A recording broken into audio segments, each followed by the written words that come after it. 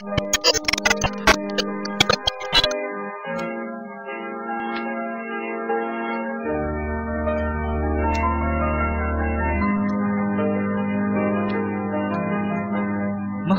mo ang iyong kapwa, huwag kang mag-isip ng masama. Ang inggitan ay alisin, utos ng Diyos ang tuparin. Mahalin mo ang iyong kapwa, huwag kang mag-isip ng masama. Ang tsismisan ay alisin, buhay natin ang harapin. Bakit ba mayroong tao mapaghalad at mapag-imot? Di na ba talagang magbabago? Ang nobela Ang Tunduman ay May Langit Din na isinulat ni Andres Cristobal Cruz ay isinagawa niya noong 1950 na kung saan ay kasagsagan ng martial law. At si Andres Cristobal Cruz ay isang kwentista, nobelista at isang makata. At siya ay nakatanggap ng iba't ibang parangal na katulad ng Araw Maynila Award. Nakapunta ka na ba sa Tondo? Tondo? Ako? Oo. Gulo-gulo dun nung pumunta kami doon. Mga batang ang gulo-gulo nila, puro sila kalokohan. Tapos ang kalat pa doon. Basta kapag pumunta ka doon, kailangan mo talaga mag-doble ingat. Alam mo yun? Totoo yan. Actually, may nabasa akong nobela na ang pamagat Ang Tunduman ay May Langit Din. Sa title pa lang, malalaman mo na agad, diba? Ay, parang alam ko yan. Yan ba yung si Victor del Mundo na naniniwala na ang Tondo nga daw ay may langit din? Ay, oo. Isang araw kasi may tumawag kay Victor. Yung ex niya na gusto makipagkita sa kanya, may sasabihin yata. Si Flor. Oo, naalala ko na yun. Diyan sila nagkamustahan, di ba? Tapos, napagkamalan pa nga silang ng mag-asawa nung way. Grabe, misis, Tapos doon din nalaman na si Flor pala ay buntis. Tapos yung asawa ng si Tonyo, parang may kabit daw. Ay, nako, kabit. Nagagambala si Flor. Kasi nga buntis siya. Tapos parang si Tonyo is may kabit. Tapos alam mo rin ba, may pumuntang babae doon sa may apartment nila, Flor. Hinahanap yata si Tonyo. Kaso biglang sabi ni Flor, wala daw. Tapos biglang nagsalita yung babae na parang pahiwatig ba na pagiging kabit siya.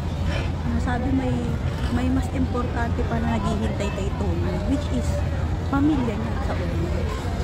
Oo, kasi di ba ayan nga yung tinutukoy ko sa iyo na kabit nga daw na tinutukoy ni Flor na pinakabahan siya na baka may kabit si Tonyo kasi nga paano na siya, buntis siya tapos may kabit. Sino uunahin? Tsaka alam mo ba, sinisisi pa nga ni Victor si Flor. Kung hindi siya sinukuan, hindi siya aabot sa ganun. Buntis, yung sinasabi ng kabit. Oo. Yung story kasi na is magkaklase kasi sila, di ba? Tapos, mate pa yung panga na na relatable ako. Parang lagi silang magkasama. Tapos, halos na pati yung teacher nila is napapansin yung dalawa na halos naging favoritism daw. Kaya meron silang kaklase na nagselos. Si Berting, nagselos yun. Bigla niya sinugod si Victor, galit na galit siya. Pero to si Victor, hindi siya lumaban. Kasi si Victor is hindi talaga siya palaban. Mabait siyang very gentleman. Oo, very gentleman. Pero kasi si Berting, bigla niya sinugod si Flor to the point na nahulog si Flor, pati natumba, pati yung mga libro is nahulog. Doon na lumaban si Victor, which is very touching story. Na parang doon na nag-start yung love story nila. Kaso, ang ending is lumihis yung paniniwala nilang dalawa. Kasi 'di ba, si Victor naniniwala siya na ang tunduman ay langit, samantalang si Flor taliwas na, kaya mas pinili niyang humiwalay kay Victor. Kasi yung paniniwala niya, gusto niya yung parang hindi niya, ayaw niya nang sinasabi. Gusto niya yung nandyan agad. Oo, ganyan na. Hirap ng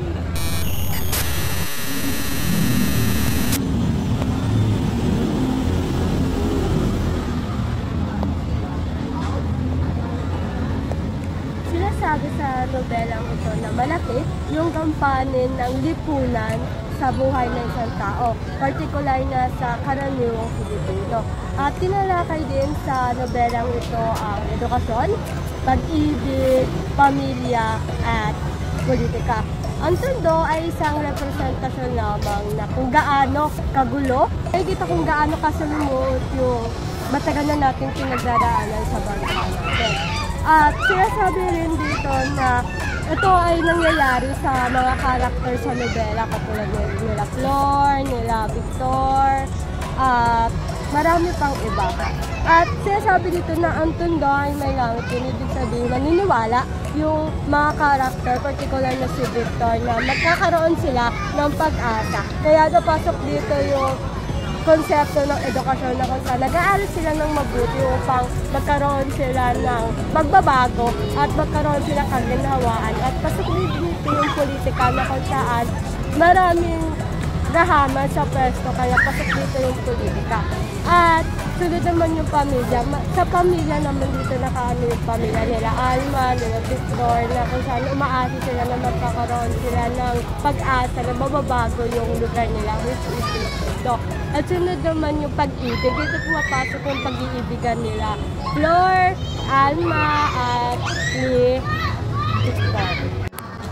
Ito ang mga pangunahing tauhan sa kwento. Unang-una dito ay si Victor, na kung saan siya ay laking Tondo at naniniwala siya na may pag-asa o may langit pa sa kanilang bayan. Pangalawa na rito ay si Flor, na kung saan siya ang dating kasintahan ni Victor.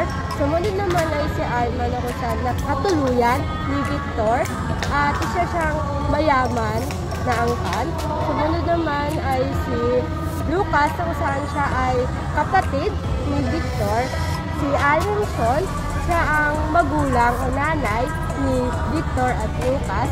Sunod naman ay si Mr. and Mrs. Fuertes, na kung saan siya yung magulang ni Alma. Sila ay mayaman na pamilya.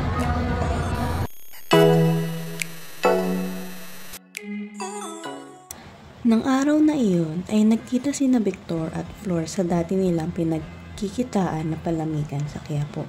At doon ipinagtapat ni Flor na siya ay buntis at hindi niya tiyak kung ang kanyang asawa ay may nauna ng asawa na si Tonyo. Dahil ito ay pumunta noong isang araw sa kanilang apartment. At doon din ipinangako ni Victor na alamin niya kung ang paghihinala ni Flor sa kanyang asawa ay totoo. Si Victor ay nahuli sa usapan nila ni Alma sa labi ng kanilang pamantasang kanilang pinapasukan. Pagkatapos ay dumalaw siya kay Flor at nang siya ay nakauwi na, nakita niya na nagiinuman ang kanyang nakatatandang kapatid na si Lucas, kasama ang mga kaibigan nito. Muntikan nang magkaroon ng isang kaguluhan. Buti lamang ay pinigilan ito ni Victor habang sila ay pauwi na ni Lucas. Ay nakasulubong nila ang mga waray na kanilang muntikan na makasagupa ng away. At sila ay nakipagbubugan. Kumalat sa kanilang lugar ang nangyari ng gabing iyon. Sa klase ni Victor at Alma ay nagkaroon ng panauhin at kinekwestiyon ni Victor ang librong inilathala ni Aguila. Kaya siya ay napagalitan ng kanilang guro. Noong araw din na iyon ay bumili si Alma ng isang tala-arawan o diary. Muling nanaginip si Alma ng masama ukol sa kanyang daddy at ang dati nilang labandera na si Dolores. Napag-isipan ni Alma na magkaroon ng party para sa kanilang graduation at ang kanyang mga bisita ay mga kamag-aral. Muling nakita sina Flor at Victor at sila ay nag-away at pagkatapos ay pumunta na siya sa party ni Alma. Naregaluhan ni Victor si Alma ng isang libro at ibibigay naman ni Alma ang sa kanya sa araw ng kanilang graduation. Hindi pinagkait ni Victor sa kanyang pamilya at mga kaibigan ang matagal na nilang hinihintay na graduation, kaya siya dumalo dito. Nagkita sina Alma at Victor sa lobby na lagi nilang pinagtatagpuan at binigyan ni Alma si Victor ng isang fountain pen at naka-engrave doon ay Victor Alma. Ang regalo naman ni Flor para kay Victor ay isang mamahaling relo. Nalaman ni Victor na nagpatayo si Flor ng isang patahian, kasama niyang pinapaktakpo nito ay si Dolores. Magkasamang pumunta sina Victor at Alma at nang nakita ni Alma si Dolores ay natuwa ito dahil nakita na niya ang taong matagal na niyang hinahanap. Nagsimula nang magturo si Alma sa Torres High School sa Tondo. Siya ay pumunta kanila Flor para bisitahin si Dolores at bigyan ito ng sustento na hindi nagagampanan ng kanyang daddy. Tinulungan ni Pacquiao si Victor na makapasok sa Torres High, ngunit dapat ay tulungan din ni Victor si Pacquiao sa kanilang looban upang siya iboto at panalo sa pagiging konsehal. Dumating na ang araw na pinakahihintay ni Flor, ang kanyang panganganak. Ang ama ng bata na iluluwal ni Flor ay nandoon din. Ang pangalan ng kanilang anak ay Boy Anton Flores. Naging masaya si Alma sa kanyang ginawang pagtatapat sa kanyang tunay na nagdadama ukol kay Victor. Nang araw din na yaon, ay ipinagtapat ni Alma ang kanyang nalalaman ukol kay Dolores at sa kanyang daddy. Dahil sa kanilang pagtatalo tungkol kay Victor, kinabukasan ay ipinadala ni Alma ang kanyang bag kay Victor papuntang teacher's room dahil siya ay mahuli na sa kanyang klase. Sa loob ng kanyang bag ang kanyang tala-arawan, nakita iyon ni Victor at ito'y binasa niya. Nang tinanong siya ni Flor kung nabasa niya ang tala-arawan nito ay hindi ito umamin. Nang lumaon ay natuklasan ng dalawa na mahal nila ang isa't isa. At sila ay nagkamabutihan at napagpasyahan na magpakasal. Pumunta sa bahay nila Alma si Victor, hingi ng kamay ni Alma sa mama nito. At hindi tumutol si Mr. Fuertes dahil ito ay natuwa sa nangyari sa kanyang anak at si Victor. Ipinagmamalaki niya ang kanyang anak dahil ito ay matapang. Dumating ang araw ng kanilang kasal at ito ay naging simple lamang dahil itong gusto ni Alma, ayaw niya ng magarbong kasal. Sa gabi ng kanilang kasal ay inihahandog ni Alma ang kanyang tala-arawan kay Victor at ibinigay naman ni Victor ang kanyang halik kay Alma. At ipinagtapat din ni Victor na basa niya ang kanyang tala-arawan. Ang kanilang mga pangarap ay magkaugnay. Ang isang bago at matapang na daigdig, isang daigdig na haypalay, may sariling langit na biyaya ng pag-ibig.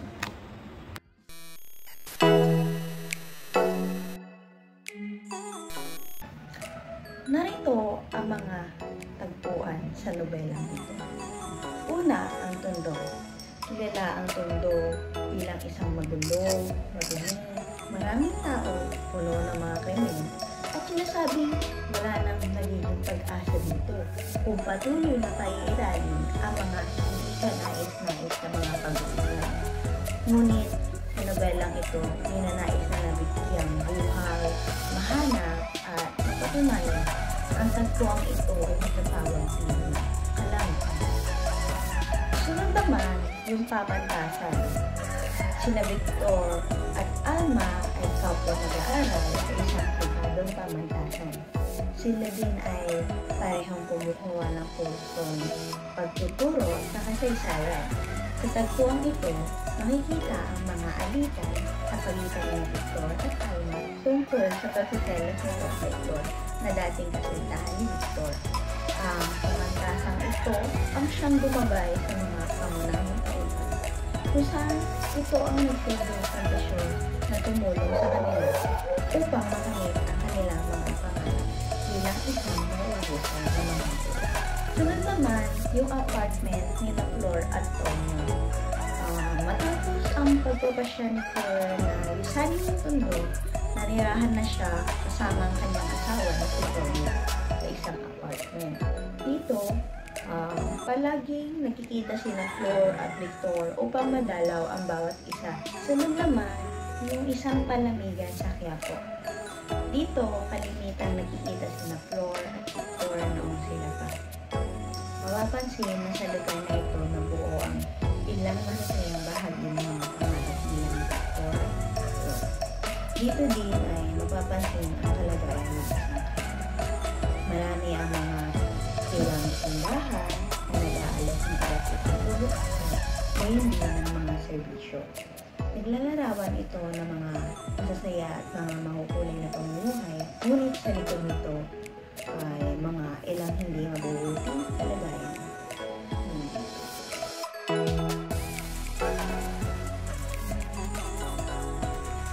Para sa suliranin ng nobela. Una kong babanggitin ay ang politika. Meron kasi dito eksena na kung saan nagkaroon ng alitan sa politika dahil lamang si Lucas ay hindi niya nabigyang suporta ang taong iyon dahil ibang taong sinuportahan niya.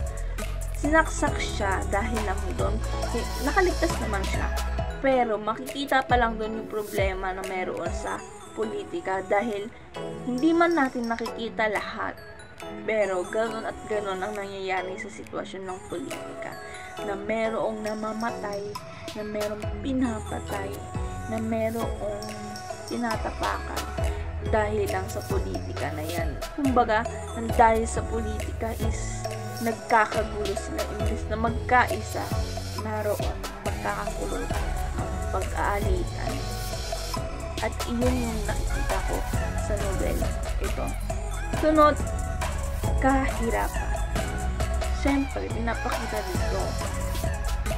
Sa pamagat pa lang, makikita mo na it's about kahirapan. Dahil ang tondo nga kilala bilang kahirapan.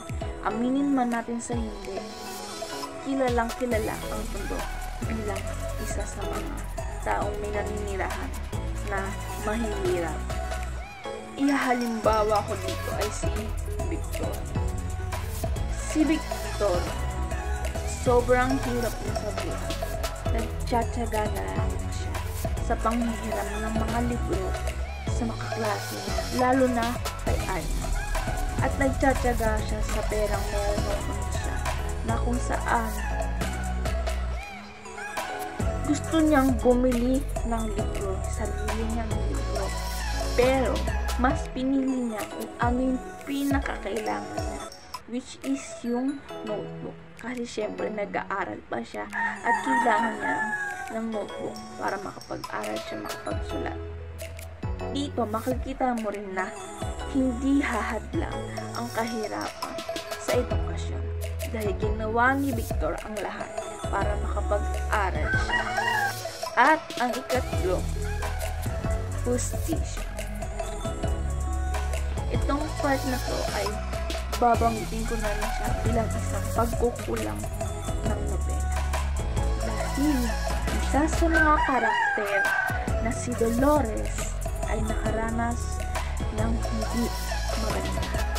Si Dolores ay pinahasa ng ama ni Alma na si Mr. Fuertes. Gayunpaman, walang hustisya na natanggap si Dolores. Bagkus, inako niya na lang, tinanggap niya na lang na nariyan ng ang sanggol at nag-move on na siya. Kumbaga, focus in life na lang siya kasama yung anak na nasa sinapupunan niya dahil ayun yung gusto niya, bukusan. Kaya parang nakikita ko siya as pagkukulang ng nobela kasi hindi na walang hustisya eh. Parang may karapatan si Dolores magkaroon ng hustisya. Pero, kasama ang palad, wala.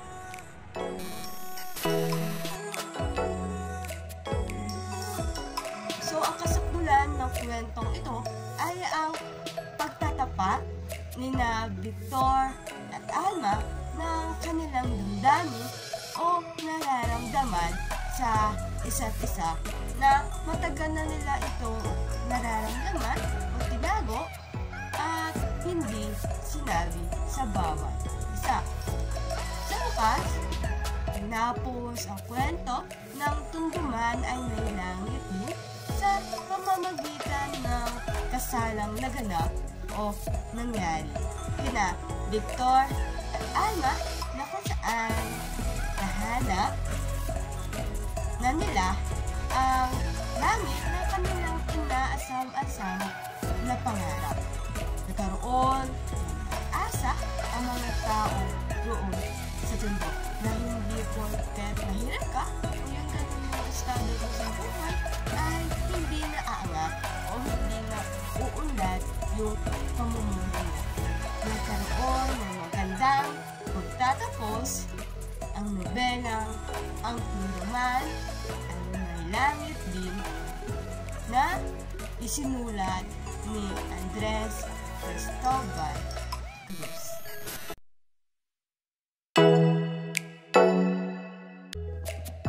Si Cristobal Andres Cruz ay ginamitan ng teorya o ng mga lente ang nobelang Ang Tunduman ay May Langit Din dahil para mas higit na maunawaan o maintindihan ng mga mambabasa ang mga kwento o yung mga pangyayaring nakapaloob sa nobela. Ito, unang-una na nito ang teoryang eco-criticism dahil tumutukoy ito sa kapaligiran. Alam naman natin, o hindi naman sa ating alaman ng perspektiba, pananaw, o ang kaisipan ng ibang tao sa lugar ng mundo ay balat, at higit is squatter area. Kaya, ang mga tauhan sa kwento, lalo't higit ni Victor ay nangangarap na mababago yung tingin ng iba sa kanilang lugar. Magkakaroon ng langit, pag-asa at kaunlaran. Sumunod naman ay ginamitan niya ng lente bagong histo-resismo. Dahil ang nobelang ito ay naganap noong martial law noong 1950 at hindi lang yun ay sa kwento ay pinag-usapan yung Philippine history dahil higit noong panahon ng Kastila. At sa nobela ay lagi nilang binabasa yung nobelang ginawa ni Jose Rizal na Noli Neta Heren. At sa edukasyon ay tinatalakay rin kung paano tayo sinakop ng mga dayuhan.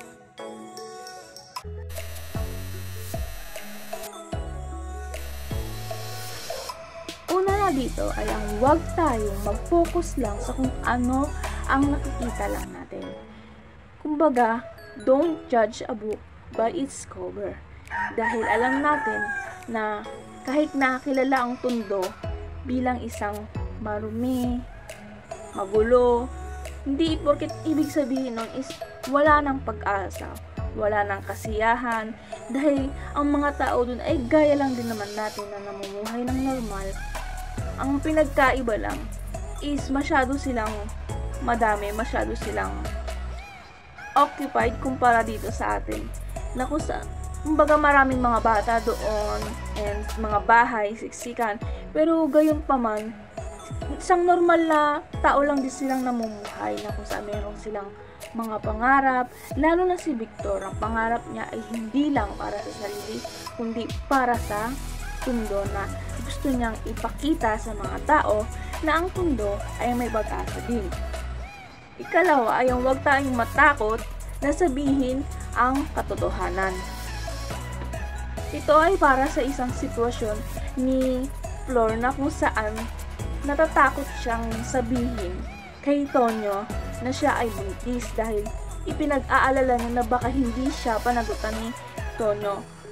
Sa sitwasyong inyon, matutunan natin na matuto tayong harapin ang katotohanan, matuto tayong maging handa sa lahat. Kaya anumang katotohanan ang hawak mo, matuto tayong harapin ito at wag nating itago dahil hindi natin malalaman ang magiging resulta hanggat hindi tayo umaamin o hanggat hindi natin sinusubukan. Para naman sa pangatlo, maging tapat tayo at laging piliin ang tama. Sa sitwasyong ito, kung saan si Victor at si Flor ay muntik nang magkaroon ng something so hot nung sila'y nagkita nung pinuntahan ni Victor si Flor sa kanyang bahay. Gayunpaman, si Victor ay mas pinili niya maging matapat at mas pinili niya ang tama dahil naniniwala si Victor na kailangan harapin ni Flor ang kung anumang desisyon ang nagpagdesisyonan niya. Kaya sinabi niya dito na panindigan niya ang mga bagay na nararanasan niya ngayon at hindi tama ang gawin ang bagay na iyon na muntik nang mangyari sa kanilang dalawa. Gaya ni Victor, magtiwala tayo sa pangarap natin at panindigan ang mga ito. Si Victor yung tipong kahit na hindi naniniwala ang mga tao sa kanya, sa kanyang paniniwala, sa kanyang mga hangarin, sa kanyang mga pangarap, ay siya lamang ang nagtitiwala sa sarili niya.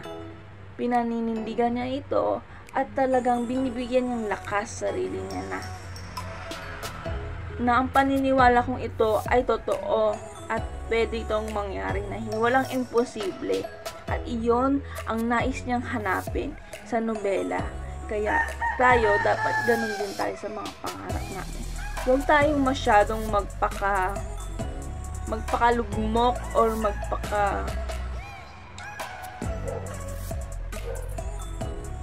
masyadong mag-isip ng kung ano-ano na baka hindi mangyari yung pangarap natin. Hindi. Kailangan may gawin tayo. Gawin natin ang pangarap natin. Dahil minsan ko nang narinig ang katagang ito. I don't dream to be success. I work to be success. I work for it. Kumbaga, lahat tayo pangarap maging successful sa buhay. Pero paano tayo magiging successful kung wala tayong ginagawa? Kaya, magtiwala ka lang at gawin mo ang mga bagay na nais mo dahil walang imposible sa taong may tiyaga. At para naman sa huli, pero hindi ba ito ang huling maaari nating matutunan? Dahil marami pa ito. Maging mapagkumbaba. Ito ay para sa sitwasyon ni Alma. Na kung saan, kahit na alam natin na si Alma ay mapera o mayaman, mas pinili pa rin niya yung maging simple. Lalo na sa araw na kinasal sila dahil si Alma ay pinili niya ang simple kaysa sa bonggang-bogang kasalan. Dapat maging gano'n din. Mapagkumbaba, kumbaga hindi natin itinataas ang sarili natin dahil alam natin mas nakakataas tayo sa kanila dahil alam natin kaya natin to o mas mapera tayo. Piliin pa rin natin lagi mapagkumbaba at maging simple.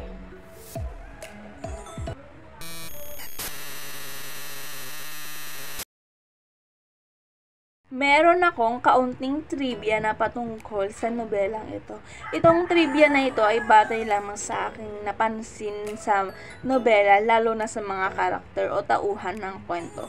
Si Victor, ang pangalan ni Victor, makikita na ang kanyang katauhan dahil para sa akin, parang kinuha ni author ang pangalan niya sa salitang victory dahil si Victor ay walang ibang inasam kung hindi maging matagumpay sa lahat ng kanyang nais at iyon naman ang nakita natin sa huli ng nobela. At ang pangalawa naman ay si Flor. Ang salitang Flor daw ay nagmula sa salitang flower na alam naman natin na pag sinabing flower, bukod sa sinisimbolo nito ang kababaihan, ang flower ay sinisimbolo ng kagandahan at iyon ang resemble at ayun yung sumisimbolo kay Flor na maganda siya. At ang panghuli ay si Alma naman na nangangahulugang nourishing na ang ibig sabihin ay parang parang babaeng mayaman pero simple lang. Kumbaga siya yung tipong na kahit na alam natin na sabihin natin para siyang prinsesa pero mas pinili niya maging simple lang na hindi niya inaako yung pagiging title niya as a princess. Kasi diba si Alma ay mayaman pero kahit na ganun, mas pinili niya maging isang simpleng tao lang. At ayun ang nakikita ko para sa trivia na ito na akin lang naman.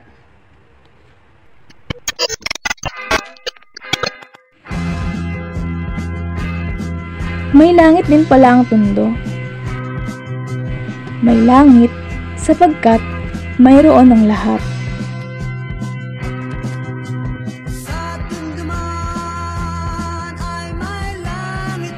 Ang langit ko'y ikaw, ikaw ang langit ng aking bagong daigdig.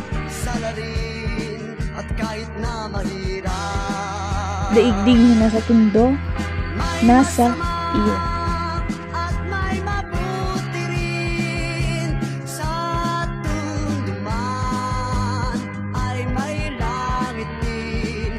Isang daigdig na may sariling langit na biyaya ng pag-ibig.